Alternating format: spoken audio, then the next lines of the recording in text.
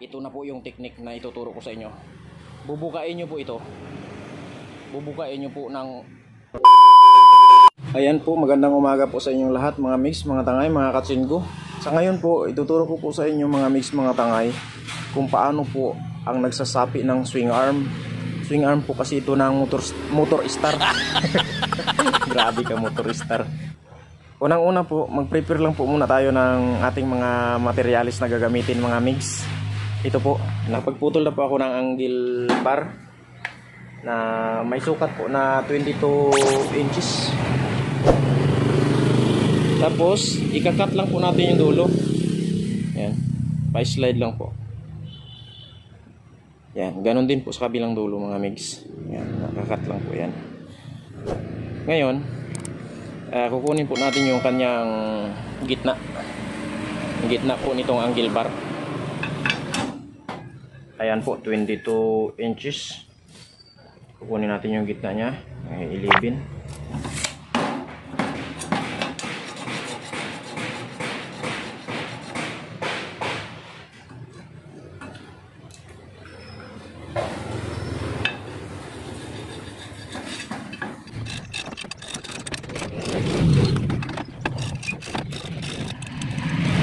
Ayan, ganyan na po mga mix, mga tangay. Naguhitan ko na po yung sintro, yung pinakagitna nya. Then guguhit po tayo ng 5 guhit o 6 or 7 guhit po na 1 pulgada po. Depende po sa inyo mga mix, mga tangay, kung okay na po ang inyong angle bar o lapat na po sa swing arm na inyong sasapian. Okay na po yan. Yun lang po ang pinakamabilis na technique mga mix, mga tangay. Napakahirap po kasing event po ito para ipasunod doon kasi angle po yan. Yan po, angle bar po yan. Ngayon kung ipapasunod mo po dito mahirap po yan. Kaya naman, kaya lang matagal manumanuhin nyo po ito, pupukpukin para magkukurba po siya, susunod po siya rito. Ayan, ang pinakamabilis po na technique is ito lang po. Ihiwa-hiwain po natin itong bawat ginuhitan ko po mga mix, mga tangay, mga katsinggo. Papakita ko po sa inyo.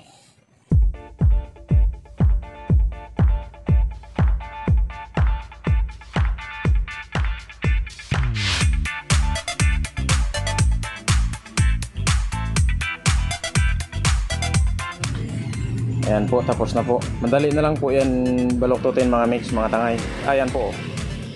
Ayan.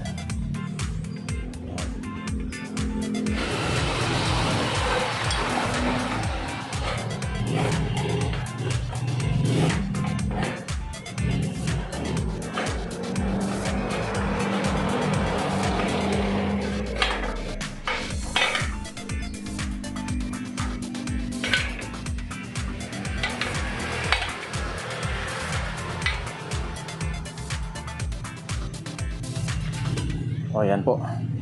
Di ba po mga mix, na curve ko na po. Yan, basic lang po yan.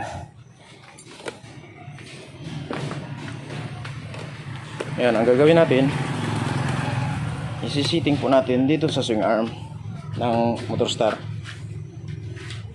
Para po tumibay, hindi po pipilipit yung swing arm. Kasi kargahan po ito ng mga furniture, mga mix, mga tangay. Kargahan po ng mga lamisa, salasit. Bibigat po kasi yung karga, kaya kailangan po nating sapian.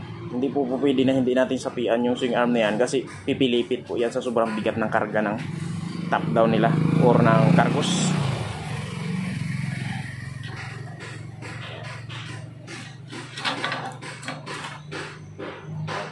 Okay na po, kaya lang po may sumabit po kasi itong lalagyan po ng chin guard. Tatanggalin po natin ito at saka ito po, para hindi po sagabal paglagay natin ng pangsapi.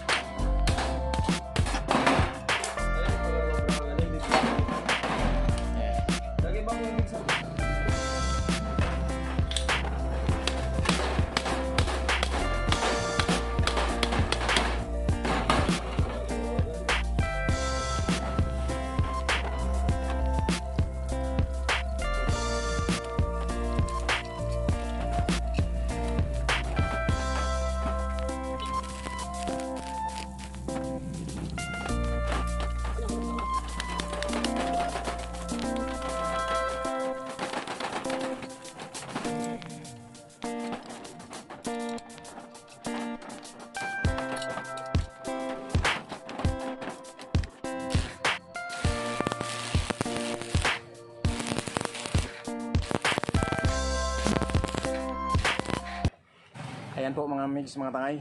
Naipalapat ko na po yung angle bar na sinapi ko po dito sa swing arm. Ayan po. Lapat na po siya. Ayan.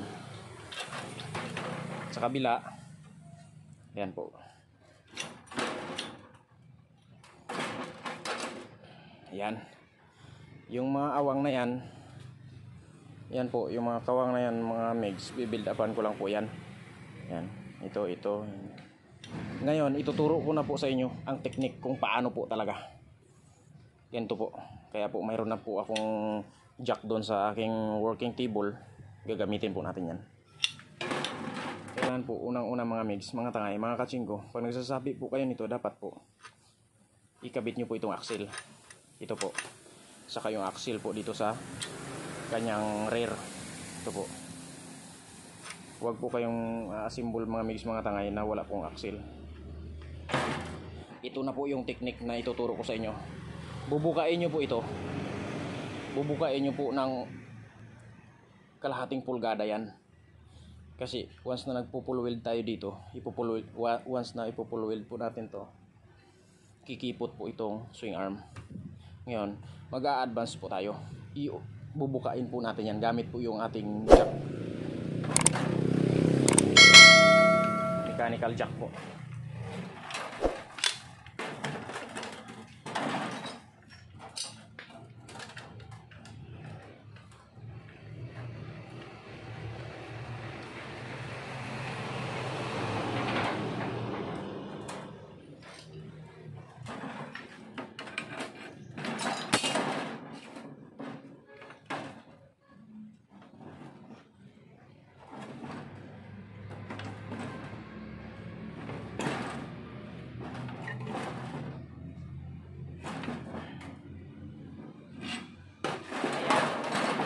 Okay na po.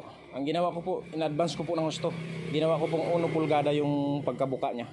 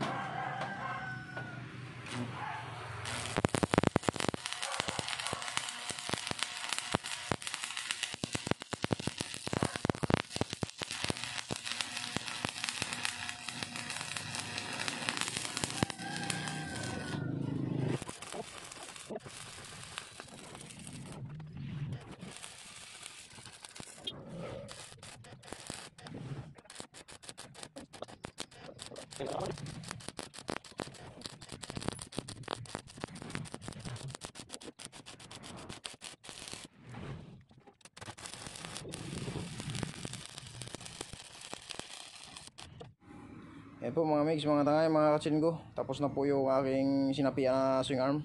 Sana po na sundan nyo po mga migs. At marami pong salamat sa panonood. At ingat po kayo lagi.